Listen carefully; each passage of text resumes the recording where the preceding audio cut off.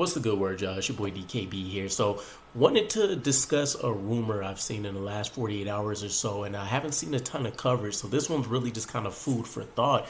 But according to NFL insider Albert Breer, in the Sauce Gardner draft, so what was that, 2022? Joe Douglas wanted to take a tackle.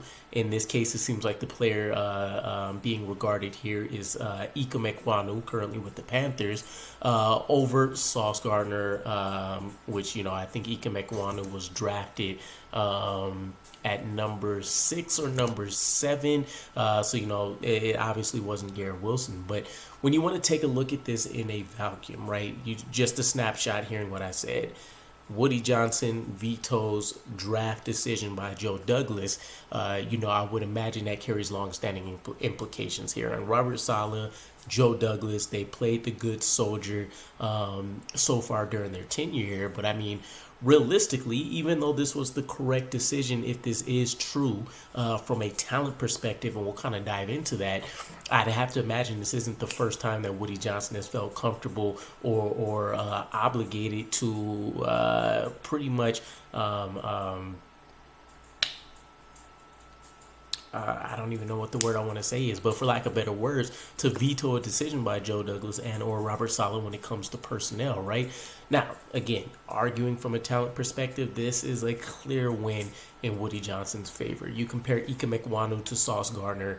Sauce Gardner came in arguably as a number one rookie right away.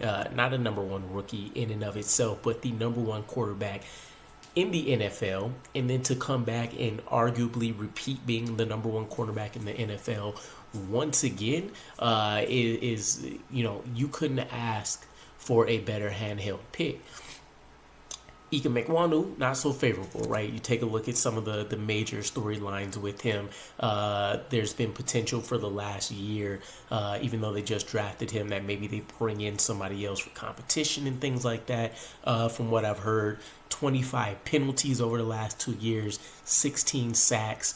I think he's hovering around like a 65.5 PFF grade overall between the 2 years. And obviously, again, we're clear winners here. But when I think about what this ultimately means, and it's a little bit concerning because we've had these arguments and these kind of discussions and these rumor mill debates before about Woody Johnson and how much he's impacting his team in a negative manner, right? Whether that's where we want to focus certain cap dollars in order to kind of maximize value at the roster, or what we're seeing in free agency and or the draft, or if it's the headlining names. Right, we've heard all the jokes about us throwing bags to all of these guys, the Tremaine Johnsons of the world, just for them to come in, give us piss poor performances, and then end up leaving, and we still not only have to pay them the signing bonus and the original guarantees that we gave them.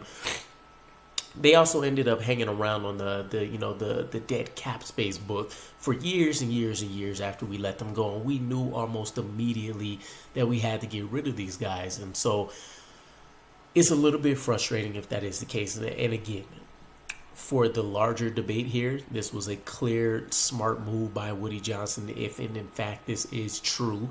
But I can understand where that would have came from Joe Douglas's mentality.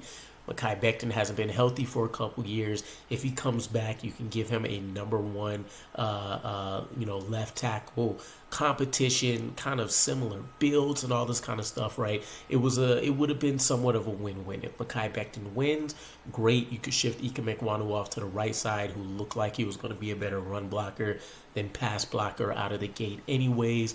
And now you have two huge giants, behemoths of men for your left and your right tackle positions, and then you feel better about having a guy like Max Mitchell out there who can play swing tackle, etc.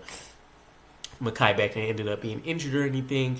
Cool, you have a guy that you feel like was a already starter level talent in the NFL, and there were going to be some hiccups because he wasn't as great in pass protection.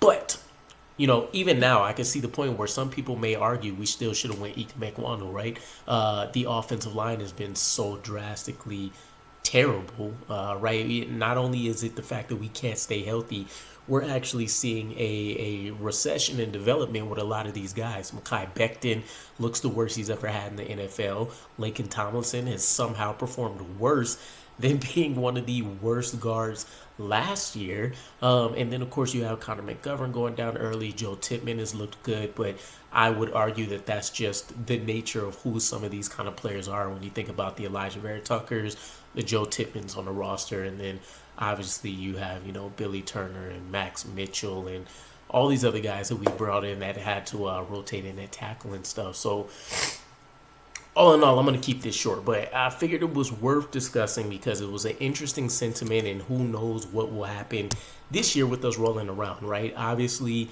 we're not just the quarterback away, but we do have the starter figured out. But if you're Woody Johnson, the guy that you thought was going to hold the keys currently in Zach Wilson didn't get it done. So do you go with one of the sexy headline names now if somebody's sitting there at number 8, or do you let Joe Douglas do his job and hopefully a tackle falls, or maybe we improve draft position? Granted, I would hate that because again that means we lose to the Patriots, but nonetheless, it'll be interesting to see if any kind of other rumors creep up once again in regards to Woody Johnson and kind of how this works out. But I'm going to leave it there. Let me know what you guys think. And not in terms of if it was a smart move or not, but how much of a say-so do you think that Woody Johnson actually has over this current regime, right? And for what it's worth, when you have, the Jerry Jones of the world, who's, has their hands in everything versus, let's say the Crafts, the Patriots owners of the world, where they seem to have been fully comfortable letting Bill Belichick run the full ship. I would say we're closer to Jerry Jones, but we're probably about average, right? Again, this is really the first that I'm kind of hearing of this in terms of a rumor specifically being brought up by like an insider or something, at least since I've been paying attention to the Jets. But again, some food for thought. Let me know what you guys think, and I'll catch you again. Peace.